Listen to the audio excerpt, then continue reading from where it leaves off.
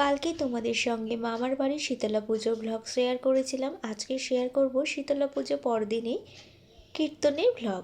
তো আমার দিদা এখানে ভোগ ভেজে নিচ্ছে, আর তোমরা মামার বাড়ির রাধাকৃষ্ণ ঠাকুরটা দর্শন করে নাও। এই হলো মামাদের ঠাকুর ঘর। আর এখানে মামি আগে থেকে কিছু ভোগ রেডি করে রেখেছে, আর ভোগ রেডি করা হয়ে যেতে দিদা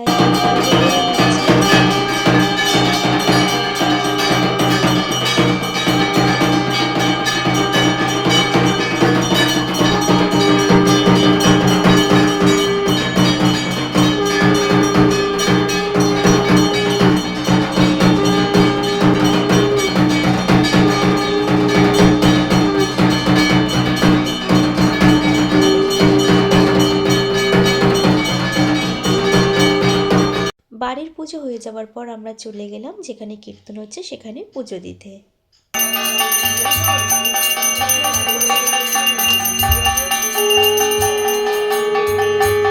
সকলে মিলে আমরা অঞ্জলি দিয়ে নিচ্ছি এখানে।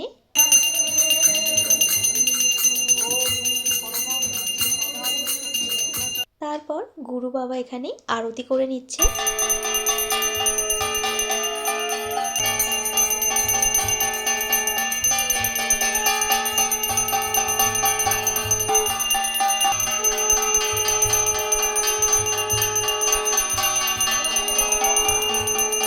তোমরা রাধাকৃষ্ণ ঠাকুরটা দর্শন করে নাও। আর আজকের এই মিনি ব্লগটি কেমন লাগলো অবশ্যই কমেন্ট করে জানিও।